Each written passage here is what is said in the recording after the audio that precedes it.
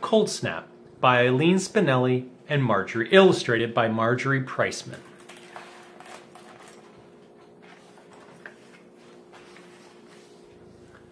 It was snowy cold in Toby Mills. Ears tingled, cheeks were frosty pink, toes too numb to wiggle. An icicle dangled from the nose of the statue of General Toby, the town's founder. After school, Millie Moffat made snow angels. Her little brother Chip threw snowballs, splat, at the general's hat. Frankie Tornetto whooshed down T-Bone Hill, whomp right into Styx Hartman's snowman. Millie twirled Chip round and round until they both toppled into a snowbank. By nightfall, the kids of Toby Mills were dragging, and wet, and shivering. And so they trooped home, boots crunching on snowy streets, ready for hot chocolate and flannel pajamas. On Saturday, the icicle on General Toby's nose reached down to the dimple on his chin. Iced, glazed alleyways, spoken words became puffballs in the frigid air. Page 1 of the Toby Mills Crier read, "Cold Snap." The Sullivan sisters served steamy soup and bubbling stew at the Sullivan Diner. In between customers, they knitted mittens as big as flapjacks for all the kids in Toby Mills. Mrs. Moffat, the church soloist, gargled with salt water every hour to avoid getting a sore throat. On Sunday, General Toby's icicle hung past his chin. The Moffats and the Sullivan sisters slogged through the slush to church. Mrs. Moffat sipped lemony tea from a thermos before her solo. Millie and Chip huddle-cuddled close to Elijah, the church cat. Pastor Pickthorne, teeth chattering, preached in earmuffs and overcoat.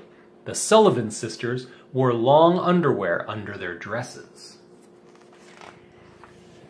Monday was even colder, and the general's icicle was growing. Frankie Tornetta pulled Miss Dove, the teacher, across the frozen parking lot on his sled. Styx Hartman, slipping and sliding, carried her books. The mayor's office fielded complaints about the weather. Street workers made fires in metal drums.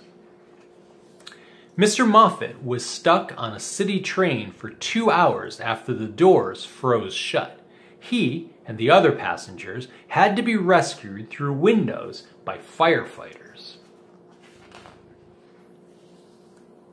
Tuesday was colder still. General Toby's icicle touched the metal on his chest. Pastor Pickthorne's furnace had gone out during the night. When he stepped from his bed on Tuesday morning, his bare feet nearly froze to the floor. His dog, Muggs, begged for his fuzzy red coat, the one he had balked at wearing before. The Sullivan sisters knitted a sweater for Elijah. Millie Moffat tossed sunflower seeds to the birds who were braving the winter. On Wednesday, the temperature plunged even lower, and so did General Toby's icicle. A bitter wind nipped at noses, tipped trash cans, flipped Chip off his creaky schoolyard swing. Frankie Tornetta stopped whining about his itchy woolen socks and put on 3 pairs. The Toby Mills movie theater had a problem with its furnace. Tickets were now half price and bring your own blanket. There were more complaints to the mayor, who stayed overtime at City Hall. His wife brought him his toasty pink bunny slippers and his warm blue bathrobe, which he wore over his suit. Mrs. Moffat didn't have to coax Chip to take a warm bath. At bedtime, Millie Moffat tucked her cold feet into her flapjacky mittens. By 8 a.m. on Thursday morning, the official thermometer outside City Hall fell to a number that had never met before. 0. If the people hadn't been so cold, they might have cheered. General Toby's icicle reached his belly button. Mr. Moffat danced a jig to keep warm till his train arrived. Miss Dove brought shells and a beach chair and a plastic seagull to class. Imagine it's summer, she told her students. Pastor Pickthorn taped 2 hot water bottles onto his feet for his afternoon nap. Mrs. Moffat discovered a nest of mice in her oven. She didn't have the heart to chase the little critters into the terrible chill, so she baked her husband's birthday cake at the Sullivan Diner. By Friday, out-of-towners were calling Toby Mills the new North Pole.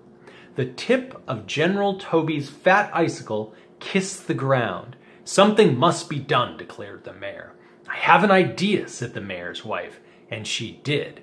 All day long, the mayor's staff delivered flyers, which said, Winter Surprise, T-Bone Hill, 7 p.m. Everyone welcome. Winter surprise, groaned Miss Dove. I was planning to cuddle in bed with a book. Winter surprise, snorted Mr. Moffat. I have a surprise for the mayor. By 7 p.m. we'll all be popsicles. Now, now, said Mrs. Moffat, we ought to go. It's our civic duty. And so they went, the citizens of Toby Mills, to T-Bone Hill. The sky was dark and clear. The moon was silver as sleet. But look, there, on the hilltop, a soaring, roaring bonfire. Sparks flew into the night like newborn stars. But most happily of all was something that Toby Mills had missed for a week. Heat. Warm, old-fashioned, where have you been heat. The mayor ladled cups of hot cider from steaming pots. The mayor's staff served donuts. Stix Hartman played a lively tune on his kazoo. Mrs. Moffat sang, so did Muggs and Elijah. Mr. Moffat joined the Sullivan sisters in a dance. Pastor Pickthorn practiced Sunday's sermon on the mayor's wife. Miss Dove demonstrated how to make sugar on snow candy. First, she sent Frankie Tornetta to a nearby snowbank with a big bowl and a spoon. Millie and Chip filled the bowl with clean snow. When they returned, Miss Dove drizzled hot maple syrup over the snow.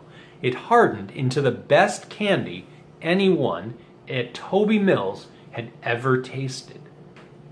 Everyone had a warm and cozy time that they forgot all about the cold snap.